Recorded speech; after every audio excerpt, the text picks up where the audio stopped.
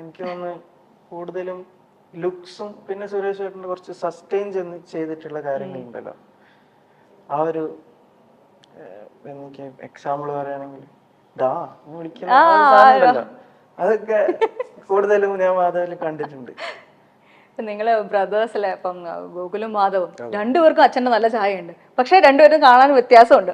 നിങ്ങൾ തമ്മിൽ ഇതുണ്ട്, അച്ഛന്റെ ലുക്ക് ആർക്കാ കൂടുതൽ കിട്ടിയിരിക്കുന്നത് എന്നുള്ള ആ ഒരു ആർഗ്യുമെന്റ് ഒക്കെ കുഞ്ഞിലേക്ക് ഉണ്ടാവുമായിരുന്നോ? കുഞ്ഞിലെ നമ്മൾ തമ്മിൽ ആർഗ്യുമെന്റ്സ് ഉണ്ടാവത്തില്ല, പക്ഷെ എപ്പോഴും ഒരു റെഫറൻസ് എന്നുള്ള നിലയിൽ കമ്പാരിസൺ പോവായിരുന്നു. എപ്പോഴും നമ്മൾ തമ്മിലല്ല, ബാക്കിയുള്ളവര് പുറമേ ആയിരുന്നു വരുന്നത്. ഇപ്പൊ എന്റെ ഒരു പെർസ്പെക്റ്റീവ് പറയുകയാണെങ്കിൽ അച്ഛന്റെ അപ്പിയറൻസ് ഏറ്റവും കൂടുതൽ കിട്ടിയിരിക്കുന്ന ചേട്ടനാ. സ്വഭാവം അത് ഞാൻ അതിലോട്ട് എത്താം. അപ്പിയറൻസ് എന്ന് പറയുമ്പോഴത്തേക്കും ഓരോ നോട്ടാണെങ്കിലും പല പെർസ്പെക്റ്റീവിൽ നിന്ന് നോക്കുമ്പോഴാണെങ്കിലും ആളെ ഒരു ക്യാമറയുടെ മുന്നിൽ പിടിച്ചിരുത്തുമ്പോഴാണെങ്കിലും അച്ഛന്റെ ഏറ്റവും കൂടുതൽ മാനറിസംസ് വരുന്ന ചേട്ടൻ തന്നെ. ഞാൻ കൂടുതൽ അമ്മയെ പോലെ. സ്വഭാവത്തിന്റെ കാര്യം പറയുവാണെങ്കിൽ അച്ഛന്റെ സ്വഭാവം കിട്ടിയിട്ടുണ്ട്, അമ്മയുടെ സ്വഭാവം കിട്ടിയിട്ടുണ്ട്. എന്റെ അടുത്ത് കറക്റ്റ് ആയിട്ട് ഉപയോഗിക്കാൻ നമുക്ക് രണ്ടുപേർക്കൊന്നും അല്ല, ചേച്ചിമാർക്കും എല്ലാവർക്കും കറക്റ്റ് ആയിട്ട് അറിയാം. കറക്റ്റ് ആയിട്ട് ആ ഒരു പെരുമാറ്റ രീതി. സിലിക്ക, നിങ്ങളെ കുട്ടികളെ പറ്റിയിട്ട് ഒരുപാട് സ്ഥലങ്ങളിൽ നമ്മൾ എല്ലാവരും പറയും, കാരണം ബെസ്റ്റ് രീതിയിലുള്ള പാരന്റിങ് ആണ് തന്നിരിക്കുന്നത്, നിങ്ങൾ ബിഹേവ് ചെയ്യുന്ന രീതിയെ പറ്റിയൊക്കെ ഒരുപാട് പേര് പറഞ്ഞ് ഞാൻ കേട്ടിട്ടുണ്ട്. നമ്മൾ ആദ്യമായിട്ട് മീറ്റ് ചെയ്യുന്നത്. സോ അങ്ങനെ പറഞ്ഞു കേൾക്കുമ്പോൾ നമുക്ക് ഭയങ്കര സന്തോഷമാണ്. കാരണം സ്റ്റാർ കിഡ് എന്നൊക്കെ പറയുമ്പോഴത്തേക്കും ഒരു കോൺസെപ്റ്റ്, ആൾക്കാരുടെ തെറ്റിദ്ധാരണകളുണ്ട്. അപ്പൊ ആ തെറ്റിദ്ധാരണകളൊക്കെ മാറുന്ന രീതിയിലാണ് നിങ്ങളുടെ അപ്ബ്രിങ്ങിങ്. വളരെ സെന്റേർഡ് ആയിട്ടും ഗ്രൗണ്ടഡ് ആയിട്ടും ഉള്ള അപ്ബ്രിങ്ങിങ് ആയിരുന്നു നമ്മുടെ. അച്ഛനൊരു സൂപ്പർ സ്റ്റാർ ആണ് എന്നുള്ള വളരെ തല്ലായിരുന്നു. ഞാൻ റീസെന്റ് ഇന്റർവ്യൂസിൽ അത് പറഞ്ഞിട്ടുണ്ട്, അതുകൊണ്ട് ഞാൻ മിണ്ടായിരിക്കും. മാധവ് ഞാൻ പറഞ്ഞിട്ടുണ്ട്, അതായത് മാധവ് കുറച്ച് നമുക്ക് സൂപ്പർ സ്റ്റാറിന്റെ മകൻ അല്ലെങ്കിൽ ഒരു സെൻട്രൽ മിനിസ്റ്ററിന്റെ മോൻ എന്നൊക്കെ പറയുമ്പോൾ അവൻ അങ്ങനത്തെ ഒരു ചിന്താഗതിയേ ഇല്ല. അവനെന്ന് വെച്ചാൽ നോർമൽ പീപ്പിള് ബിഹേവ് ചെയ്യുന്ന പോലെ, അത് ഡൗൺ ടു എർത്ത് ആണ്. അതിന് അവൻ്റെ ഒരു ക്വാളിറ്റി ആയിട്ട് ഞാൻ എപ്പോഴും ശ്രദ്ധിക്കുന്ന കാര്യമാണ്.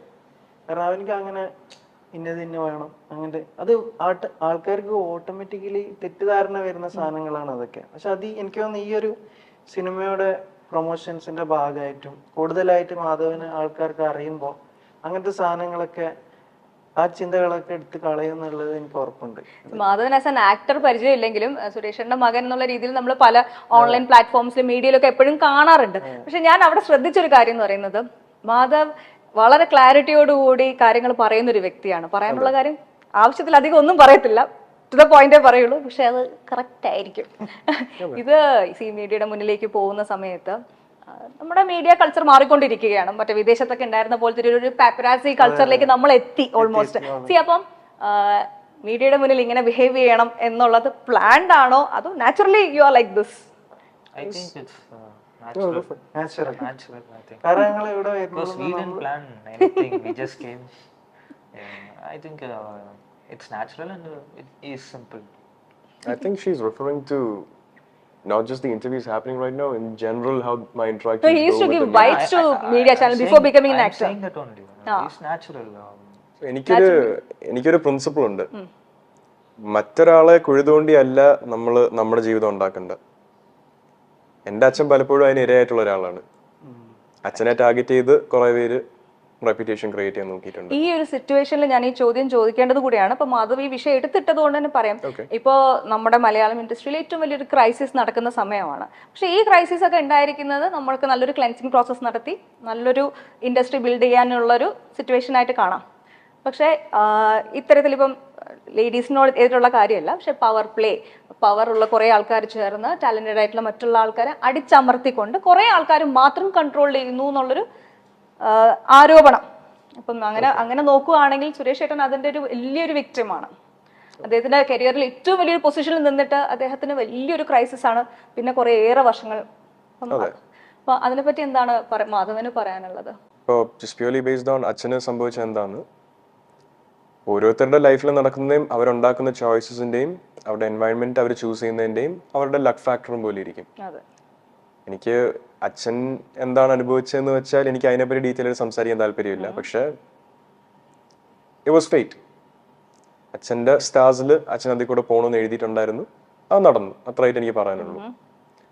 മലയാളം ഇൻഡസ്ട്രി ഇപ്പോൾ പോകുന്ന ഒരു ഇഷ്യൂവിനെ പറ്റി പറയാനാണെങ്കിൽ നമുക്കിതിനെ പറ്റി അറിയാവുന്നതെല്ലാം സോഷ്യൽ മീഡിയയിലും ന്യൂസ് ചാനൽസിലും മാത്രം വഴി വന്നിരിക്കുന്ന കാര്യങ്ങളാണ്. കോടതിയിൽ നിന്ന് ഒരു വിധി പോലും വന്നിട്ടില്ല ഇങ്ങനത്തെ ഒരു സിറ്റുവേഷനെ പറ്റി. ഞാൻ മലയാള സിനിമയിൽ 2 വർഷമായിട്ട് വർക്ക് ചെയ്യുന്ന ഒരാളാണ്. എനിക്ക് അതിൽ കൂടുതൽ ഇൻസൈറ്റ് മലയാള സിനിമയിലോട്ടും ഇല്ല, ഈ നടക്കുന്ന ഇഷ്യൂലോട്ടും ഇല്ല. ആൻഡ് ഒരു കോടതി വിധി വരുന്നവരെ ഞാനെന്നൊരു വ്യക്തി, ഒരു ആക്ടർ വിട്ട് ഞാനെന്നൊരു വ്യക്തി ഇതിനെപ്പറ്റി കമന്റ് ചെയ്യുന്നത് റോങ് ആണ്. പിന്നെ സ്ത്രീ സുരക്ഷിതം അല്ലെ സേഫ്റ്റി അത് നമുക്ക് എല്ലാ മേഖലയിലും ആവശ്യമാണ്. ഇപ്പൊ സിനിമ എന്ന് പറയുമ്പോൾ അതിൽ കൂടുതലും എല്ലാരും ലൈം ലൈറ്റിൽ നിൽക്കുന്ന ആൾക്കാരാണ്. അപ്പൊ അവര് ഇപ്പൊ മീഡിയാസ്, ഞാൻ മീഡിയനെ അങ്ങനെ കുറ്റം പറയല്ല കേട്ടോ, അങ്ങനെ ഫീൽ അപ്പൊ ലൈം ലൈറ്റിൽ നിൽക്കുന്ന ആൾക്കാര് അവര് ഇങ്ങനെ കുറ്റകൃത്യം ചെയ്തിട്ടുണ്ടോ ഇല്ലയോ എന്നുള്ളത് നമ്മള് ഇപ്പൊ ചില അവര് പറയുന്ന സ്റ്റേറ്റ്മെന്റ്സ് ഒരുപാട് വർഷങ്ങൾക്ക് മുമ്പുള്ള കാര്യങ്ങളാണ്. ഇന്നത്തെ കാലത്ത് നമുക്ക് വാട്സപ്പോ അല്ലെങ്കിൽ എന്തെങ്കിലും ചാറ്റ് എവിഡൻസസോ, അപ്പൊ അന്നത്തെ കാലത്ത് ഇതൊക്കെ വളരെ ലിമിറ്റഡ് ആയിരുന്നു. അപ്പൊ എവിഡൻസ് അവർക്കും കാണിക്കാനൊക്കെ അതിന്റെ ബുദ്ധിമുട്ടും ഉണ്ടാവും. പക്ഷെ ഇത് എത്രത്തോളം സത്യമുണ്ട് എന്നുള്ളത് നമുക്കിപ്പോ ആര് വേണമെങ്കിലും ആരോപിക്കാം. ഇപ്പൊ എനിക്ക് മാധവനെ ആരോപിക്കാം, അല്ലെങ്കിൽ നിങ്ങൾക്ക് എന്നെ ആരോപിക്കാം, അത് ഈസിയാണ്. പക്ഷെ ഇതിൽ എത്രത്തോളം സത്യാവസ്ഥ ഉണ്ട് എന്നുള്ളത് കണ്ടുപിടിക്കാനുള്ള പാടുണ്ട്. എന്നാലും ഇപ്പൊ കോടതി നമുക്ക് അഫ്കോഴ്സ് കോടതിയിലൊക്കെ നമുക്ക് എല്ലാവർക്കും വിശ്വാസം ഉള്ളതാണ്. ഇപ്പൊ അവരും കുടുംബവും കാര്യങ്ങളൊക്കെ ഉള്ളവരാ. അപ്പൊ അവരാരും അങ്ങനെ ഫേവറബിൾ ആയിട്ട് ഇപ്പൊ നടന്മാരാണ് അല്ലെങ്കിൽ ഇവരാണ് എന്നുള്ള ഫേവർ ഒന്നും അവർക്കില്ല, പ്രത്യേകിച്ച് മീഡിയാസ് ഏറ്റെടുത്ത കാര്യമായതുകൊണ്ട്. അപ്പോ എനിക്ക് തോന്നുന്നത് അതിൽ ശരിക്കും ഒരു ക്ലാരിറ്റി വരണം. അപ്പോഴാണ് നമുക്ക് ഇവരെ ഇന്ന ആളാണ് ഇത് ചെയ്തതെന്ന് പറയാൻ പറ്റുള്ളൂ. അതിനു മുമ്പ് നമ്മൾ അവരുടെ മാനസികാവസ്ഥയെ നമ്മൾ ചിന്തിക്കണം.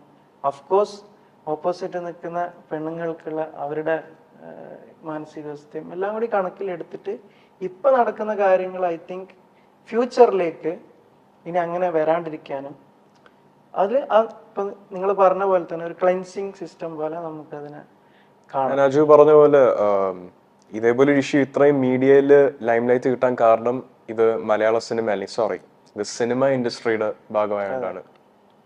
ഇത് വേറെ വർക്കിംഗ് എൻവയൺമെന്റ്സ് നടക്കുന്നില്ലെന്നാണോ ആൾക്കാരുടെ വിചാരം?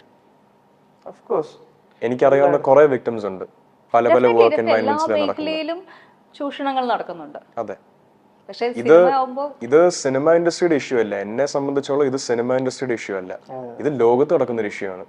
ഈ രാജ്യത്ത് മാത്രമല്ല, ഈ ലോകം മുഴുവൻ നടക്കുന്ന ഒരു ഇഷ്യൂ ആണ്. ആ ഒരു ഇഷ്യൂവിനെ എങ്ങനെ നമുക്ക് കടത്തി വെട്ടാം, ആ ഇഷ്യൂവിനെ എങ്ങനെ മാറ്റാം, സ്ത്രീ സുരക്ഷ എങ്ങനെ ഒരു പ്രയോറിറ്റി ആക്കാം, അതിൽ വേണം ഫോക്കസ് ചെയ്യാൻ. അല്ലാതെ 2 സിനിമാക്കാരെ മീഡിയയിലിട്ട് ഹറാസ് ചെയ്യോ അല്ലെങ്കിൽ 2 സിനിമാക്കാരെ പിടിച്ച് പ്രശ്നം ഉണ്ടാക്കി കൊടുക്കുകയോ അല്ല ഇതിന് സൊല്യൂഷൻ. തെറ്റ് ചെയ്തവര് കോടതി വിധി വെച്ച് ശിക്ഷിക്കപ്പെടണം. തെറ്റ് ചെയ്തിട്ടുണ്ടെങ്കിൽ തെറ്റ് ചെയ്തത് തെളിയിക്കുന്നത് വരെ അവരെ ചൂഷണം ചെയ്യാൻ എനിക്കോ ആർക്കോ അവകാശമില്ല. ആൻഡ് ഇത് സിനിമ ഇൻഡസ്ട്രിയുടെ ഇഷ്യൂ അല്ല, ഈ ലോകത്തിന്റെ ഒരു ഇഷ്യൂ ആണ്.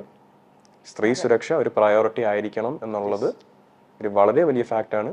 അതിലോട്ട് ഓരോ ആണും ഓരോ കുടുംബവും ഓരോ മനുഷ്യനും അതിലോട്ട് വർക്ക് ചെയ്യണം. Mithun, any other interest in You haven't spoken at all. ഒരു ചോദ്യത്തിന് പോലും ഉത്തരം വന്നിട്ടില്ല ഇത്ര നേരം. അതാണ് മിണ്ടാതിരിക്കണം. ഞാൻ എല്ലാവരുടെ 3 പേരുടെ ഒരേപോലെ ക്വസ്റ്റ്യൻ ചെയ്യണം. ഒരാൾ അതൊക്കെ ഇങ്ങനെ ഇരിക്കുകയാണ്. ഞാൻ അങ്ങോട്ട് specifically 5 minutes you have to speak, bro. Come on. I used to observe a lot. Okay, like സിനിമയിലെ വേറെ വിശേഷങ്ങൾ ചോദിക്കാം. ഏതാണ് ഗോട്ടിലെ തളപതി വിജയ് ആയിട്ട് എങ്ങനെയായിരുന്നു എക്സ്പീരിയൻസ്? അതെ, പറയൂ. കൂടുതൽ അവന് മലയാളം എനിക്ക് അതുകൊണ്ടാവും തമിഴിലെ പേസുങ്കോ, തമിഴ് പുരിയും. തമിഴ് എല്ലാരുമേ Tamil Malayalis, all the Malayalis can understand Malayalam. I mean Tamil. പറയുമ്പോൾ ഫ്ലോ ഉണ്ടാവില്ല, പക്ഷേ we all understand. ആൾക്കും മലയാളം മനസ്സിലാവും അത്യാവശ്യം. So goat അത് எப்படி വന്നதுனா that's I mean after finishing this movie and I was looking for opportunities, so that time I got a call from AGS Entertainment, so I have to thank Archana Kalpati ma'am and Agoram sir for that. And yeah, actually I'm a big fan of Vijay sir, so I have a great admiration towards him. So adilende chinna vayasile I like his dance, I like his acting, so ஒரு inspiration. அவரை பார்த்து நம்ம அவரை பார்த்து தான் நம்ம வளர்ந்துருக்கோம். So all these years, so அப்போலேருந்தே நம்மளுக்கு அவரை பார்க்கணும், அவர் கூட ஃபோட்டோ எடுக்கணும் அப்படின்றது வந்து it's like a dream. So அவர் கூடயே நடிக்கிறது, அவர் கூட டான்ஸ் ஆடுறதுன்றதுலாம் வந்து it's like a dream come moment and I have danced with him. അടിപൊളി. ഈ ഡാൻസ് ഒക്കെ കളിക്കാന്നൊക്കെ പറഞ്ഞു കഴിഞ്ഞാൽ നമ്മളൊക്കെ ഇങ്ങനെ ആലോചിക്കാണ് വിജയുടെ കൂടെ അല്ലെ. ഞാനിങ്ങനെ ഇടക്ക് വിളിച്ച് ചോദിക്കും എവിടെയെങ്കിലും സൈഡിൽ ഒന്ന് എന്നെ നിർത്തുമെന്ന് പറയാൻ വിജയന്റെ കൂടെ. അത് ഒരു ഭാഗം ഞാൻ വിജയ് സാറിനെ വേലായുധം പ്രസ് മീറ്റിലേക്ക് വന്നപ്പോ എനിക്ക് ഒന്ന് മരിച്ചുപോയി ആള്. ദാസ് എന്ന് പറഞ്ഞ ഒരു സെക്യൂരിറ്റി ഉണ്ട്, കുറച്ച് നല്ല പുള്ളി ഭയങ്കര മരിച്ചുപോയി. എനിക്കപ്പോ മെമ്മറി അന്നാണ് ഞാൻ മനസ്സിലാക്കുന്നത് ഒരു സെക്യൂരിറ്റി ആയിട്ട് വർക്ക് ചെയ്യുന്ന ഒരാളുടെ പവർ. നമ്മള് ചില ലൈഫില് നമ്മള് നിസ്സാരക്കാരനായിട്ട് കാണുന്ന ആൾക്കാരെ നമ്മൾ വിചാരിക്കുന്ന പോലെ ആയിരിക്കില്ല. അന്ന് എനിക്കത് തോന്നി. കാരണം ഇപ്പൊ ഇത് എറണാകുളത്തെ റാഡിസൺ ബ്ലൂ ഹോട്ടൽ, അന്ന് എനിക്ക് തോന്നുന്നു ഡ്രീംസ്. അപ്പൊ അന്ന് എന്നോട് ഞാൻ എപ്പോഴും പുള്ളിയുടെ അടുത്ത് പറയും ഞാൻ വിജയ് ഭയങ്കര ആരാധകനാണ് എല്ലാവരും അസോസിയേഷൻ. അപ്പൊ ഞാൻ ദാസേട്ടനോട് ഇങ്ങനെ പറയും, പുള്ളി എന്നോട് ഇങ്ങനെ പറയും വിജയിന്റെ പടം ഞാൻ സെക്യൂരിറ്റി എന്ന് പറയുമ്പോൾ ഞാൻ എപ്പോഴും പറയും. ഒരു ദിവസം പുള്ളി എന്നെ വിളിച്ചിട്ട് പറഞ്ഞു നീ ഒന്ന് പെട്ടെന്ന് വരണം. ഞാൻ എന്താ ഒരാളെ നിനക്ക് കാണിച്ചു തരാം, നിനക്ക് ഭയങ്കര ഇഷ്ടമുള്ള ഒരാളാണ്. അങ്ങനെ ഞാൻ എന്താ കേട്ടോ പറയാന്ന് പറഞ്ഞപ്പോ ആരാന്നൊക്കെ പറഞ്ഞപ്പോ ഇല്ല നീ വാ വേഗം വാന്നൊക്കെ പറഞ്ഞപ്പോ ഞാൻ ചാടി ഓടി വന്നു. അപ്പൊ എനിക്ക് ആരാന്നൊന്നും അറിയില്ലായിരുന്നു. നേരെ വന്ന് ഡ്രീംസ് ഹോട്ടലിലേക്ക് വാന്ന് പറഞ്ഞു. വന്ന് കയറി പുള്ളി നേരെ എന്നെ വാ കയറി വന്ന് റൂമിലേക്ക് പോയപ്പോ വിജയ് സാറ് ഇരിക്കുന്നു. അങ്ങനെ ദാസ് സാറ് എനിക്ക് മീറ്റ് ചെയ്ത് തന്നപ്പോ വിജയ് നമ്മളെ അസോസിയേഷനിൽ എല്ലാം ഇതിലൊക്കെ കാണുന്ന പോലെ തന്നെ ഭയങ്കര കാമായിട്ട് നമ്മളെന്തോ പുള്ളി ട്രീറ്റ് ചെയ്യുന്നത് എങ്ങനെയാന്ന് വെച്ച് കഴിഞ്ഞാൽ പുള്ളി ഒരു ഒന്നുമില്ലാത്ത ഫെയിമൊന്നും ഇല്ലാത്ത ഒരാള് നമ്മളെന്തോ വലിയ ആളെ പോലെയാണ് ആള്. ഭയങ്കര ട്രീറ്റ്മെന്റ്. അങ്ങനെ ഒരു ഫോട്ടോ ഒക്കെ എടുത്തിട്ട് നല്ലൊരു ഒരു ഐ തിങ്ക് ഒരു 10-15 മിനിറ്റ്സ് സ്പെൻഡ് വിത്ത്. അടിപൊളി. എനിക്ക് ഭയങ്കര ഒരു മെമ്മറി എക്സ്പീരിയൻസ് ആണ്. ഒരു വലിയൊരു സ്റ്റാറിന്റെ വീട്ടിലാണ് ജീവിക്കുന്നതെങ്കിൽ കൂടി നമുക്ക് ആരാധനയുള്ള ആക്ടേഴ്സ് ഒക്കെ ഉണ്ടാവുമല്ലോ. അങ്ങനെ നോക്കുവാണെങ്കിൽ മാധവ് ആരുടെ ഫാനാണ്? I want to ask this question. Well, now you're gonna get the answer, bro. ഒട്ടും ക്ലീഷേ അല്ലാത്ത ക്വസ്റ്റ്യൻ ഒക്കെ ഇങ്ങനെ പറയാനാണെങ്കിൽ with and without bias അച്ഛൻ എൻ്റെ ഫേവറേറ്റ് ആക്ടറാണ്. ഓ സൂപ്പർ. Always. എനിക്ക് ഏറ്റവും ക്ലോസ് ആയിട്ട് അറിയാവുന്ന ആക്ടർ എന്ന് പറയുന്നത് എൻ്റെ അച്ഛൻ തന്നെയാണ്. ഈ ഉത്തരം ഞാൻ പറയുന്നത് എന്തുകൊണ്ടാണെന്ന് അടുത്തൊരു 10 വർഷം നിങ്ങൾ എല്ലാവരും അറിയും. എൻ്റെ ചേട്ടൻ, he is one of my favorite actors and you guys will know why I said this right now. പിന്നെ കുഞ്ഞിലോട്ട് കണ്ടുവന്ന സിനിമകൾ ഞാൻ ഫുൾ കോമഡി മൂവീസാണ് കണ്ടിട്ടുള്ളത്. എനിക്ക് ദിലീപ് അങ്കിളിനെ ഭയങ്കര ഇഷ്ടമാണ്. സുരാജ് ചേട്ടൻ, ജഗദീഷ് ശ്രീകുമാർ സാർ, കൊച്ചിൻ അനീഫ സാർ, ഇവരെയൊക്കെ ആ കാലഘട്ടത്തിലെ കോമഡിയാണ്. ഇവരൊക്കെ ലെജൻസ് ആണ്. അവരുടെ കോമഡി ആ കാലഘട്ടത്തിൽ കണ്ട് വളർന്ന ഒരാളാണ് ഞാൻ. അതുകൊണ്ടാണ് എനിക്ക് കോമഡി സിനിമകൾ ഇന്നും പ്രിയമായിട്ടുള്ളത്. ഒരു കാര്യം കൂടി ഞാൻ പറഞ്ഞോട്ടെ, നമ്മുടെ ചാനൽ ഷാജി പാപ്പൻ മീഡിയ മൈൽസ്റ്റോൺ മേക്കേഴ്സ് എന്നാണ് പേര്. ഞങ്ങളുടെ ചാനലുമായിട്ട് സുരേഷ് ചേട്ടൻ ഭയങ്കരമായിട്ട് നല്ലൊരു കണക്ഷൻ കീപ്പ് ചെയ്യുന്ന ഒരു വ്യക്തി കൂടിയാണ്. ഞങ്ങളൊരു ഫാൻസ് മീറ്റ് ഒക്കെ നടത്തിയിട്ടുണ്ടായിരുന്നു. എന്റെ വിഷ്വൽ ഒന്ന് കാണിച്ചു തരട്ടെ. ഞങ്ങളുടെ ഏറ്റവും പ്രൗഡസ്റ്റ് ആയിട്ടുള്ള ഒരു ഡേ ആയിരുന്നു സുരേഷ് ചേട്ടന്റെ ഇവന്റ്. അതുപോലെ തന്നെ ഞങ്ങളുടെ ഷാജി പാപ്പൻ, ഞങ്ങൾക്കൊരു ഷാജി പാപ്പനുണ്ട്, ഞങ്ങളുടെ ഓണർ ഷാൽബിന്റെ കല്യാണത്തിനൊക്കെ സുരേഷ് ചേട്ടൻ വന്നിട്ടുണ്ടായിരുന്നു. ഞങ്ങളുടെ ഒപ്പം കുറേ നേരം സമയമൊക്കെ സ്പെൻഡ് ചെയ്ത് ശരിക്കും പറഞ്ഞു കഴിഞ്ഞാൽ ആ കല്യാണം നടത്തിച്ചിട്ട് പോയതുപോലെ തന്നെ ശരിക്കും ഞങ്ങൾ ഭയങ്കര ഹാപ്പി ആയിരുന്നു. ഞാൻ ആ വീഡിയോസ് ജസ്റ്റ് കാണിച്ചു. അതെ, മനസ്സ് കീഴടക്കാൻ പഠിക്കണല്ലേ. സ്നേഹമാണ്, ശുദ്ധ മനുഷ്യനാണ്.